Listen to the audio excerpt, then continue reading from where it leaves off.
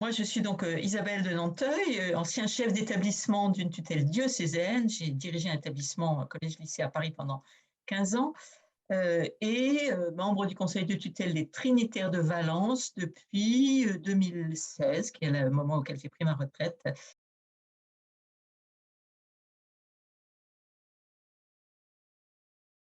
Alors, dans notre pratique, comme j'espère dans beaucoup de réseaux, il faut se garder de tomber dans le risque de penser que évaluer, c'est juger du haut vers le bas, d'enfermer la personne dans ce que l'on peut percevoir de sa pratique, mais se souvenir du sens exact du mot évaluer, qui est donc donner de la valeur.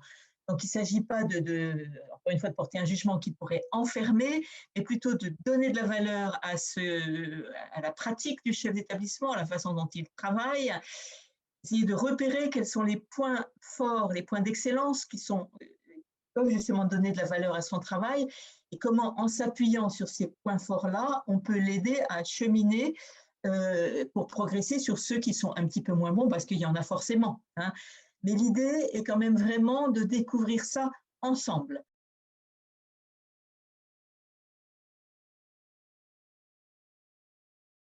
Alors, c'est un processus en plusieurs étapes.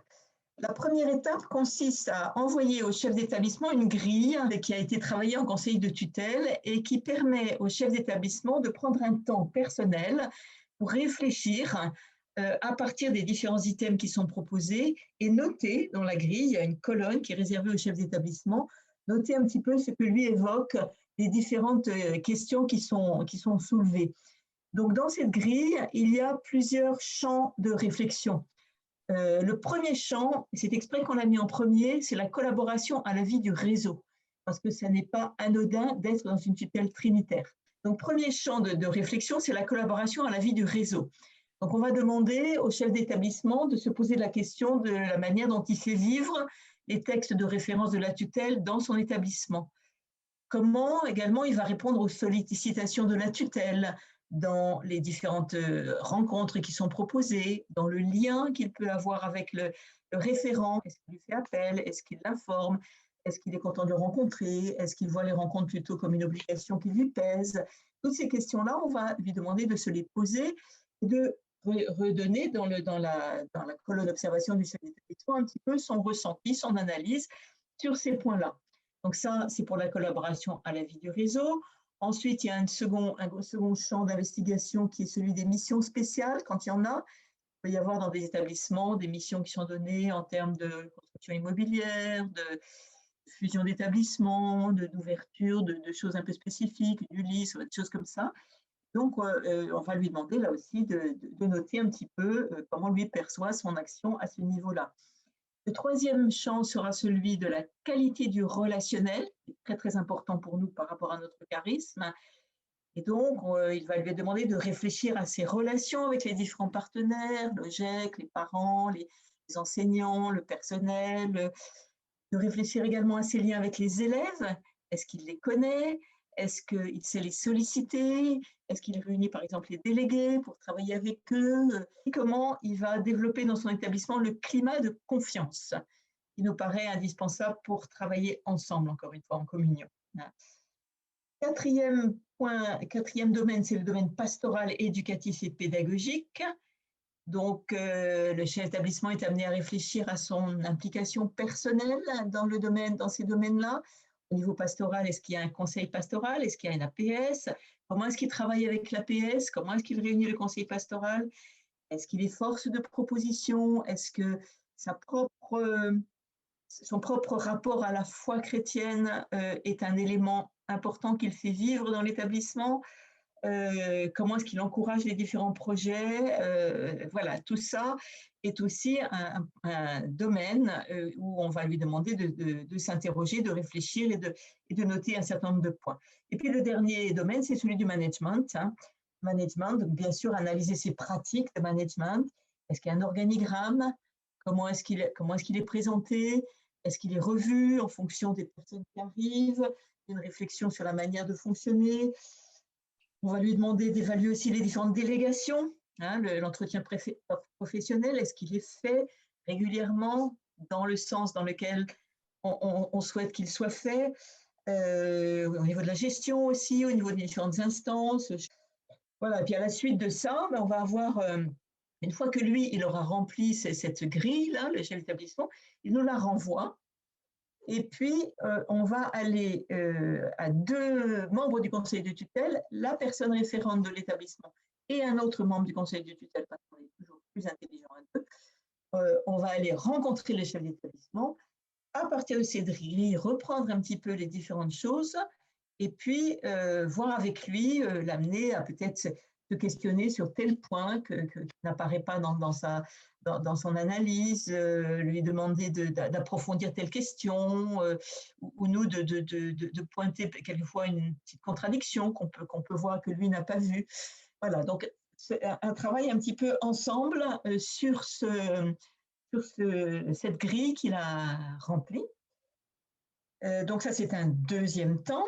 Et puis, à l'issue de cette rencontre, donc troisième temps, la rencontre dure à peu près 2 heures. Hein. On va sur place quand on peut. Là, bien sûr, cette année, il y en a une que l'on a faite par visio, mais autant que faire se peut, on va sur place rencontrer le chef d'établissement dans son établissement. Et donc, le troisième temps, c'est une fois que cette grille a été discutée en collaboration avec le chef d'établissement, on va rédiger une synthèse, nous, les conseillers de tutelle, rédiger une synthèse, point par point, sur la grille, et puis faire une appréciation générale.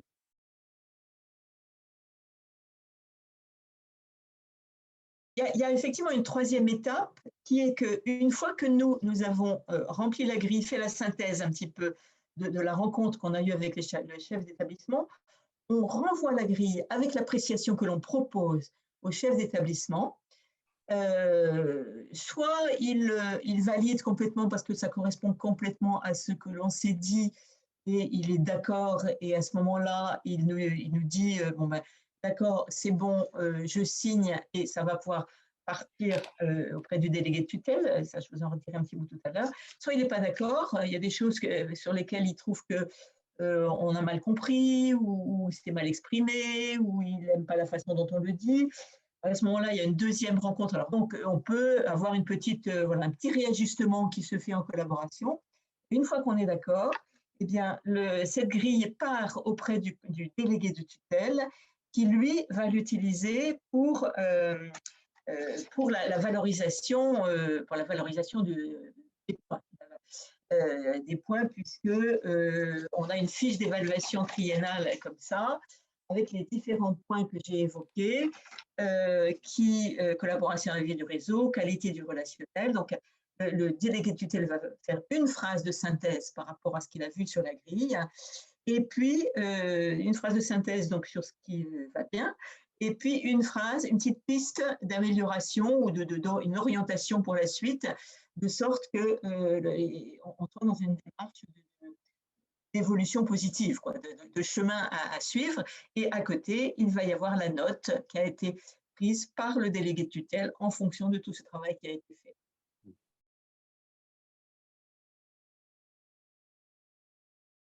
On est sur une continuité, c'est-à-dire que cette grille, quand moi je suis arrivée dans la tutelle trinitaire, elle existait déjà. Donc elle a quand même quelques années. Les premières évaluations que j'ai faites, c'était au tout début, donc j'observais un petit peu. Voilà.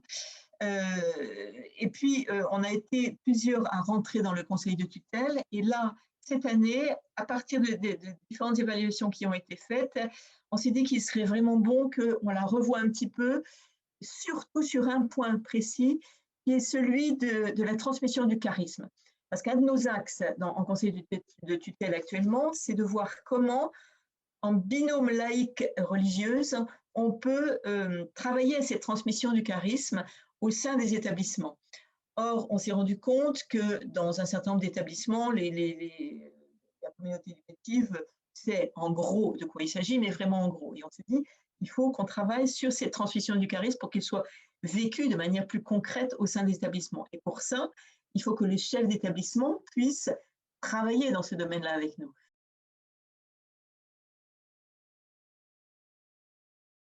Je pense qu'il y a très probablement, malgré le fait que on essaie vraiment d'être dans une valorisation et non pas du tout, dans, comme je le disais tout à l'heure, dans un jugement un petit peu arbitraire, il y a forcément un petit peu de stress parce que on est tous comme ça. Hein. Moi, en tant que chef d'établissement, quand j'avais mon évaluation avec, à l'époque, c'était le directeur diocésain, j'arrivais toujours en me disant je vais avoir une mauvaise note, quoi. Hein. Donc je pense qu'il y a forcément un petit peu cette crainte-là qu'on essaie de faire tomber au cours de l'entretien. J'ai quand même le sentiment que ce va-et-vient de cette grille entre les chefs d'établissement, les conseillers de tutelle, leur donne bien l'idée qu'ils sont acteurs du processus. Hein, et que donc, l'idée n'est vraiment pas de les casser, de les noter, de leur faire passer un examen de passage, et que l'idée est bien d'avancer avec eux. On n'en reste pas moins le fruit de ce qu'on a été pendant 20 ans, des élèves derrière un bureau, dans une salle de classe, avec la note qui va tomber, quoi. Hein. Donc, il ne faut pas tomber dans l'angélisme, mais je pense qu'il y a cette crainte-là. Je pense que du côté de la tutelle, on essaie de faire le maximum pour que justement cette crainte tombe et qu'on comprenne que c'est un processus collectif.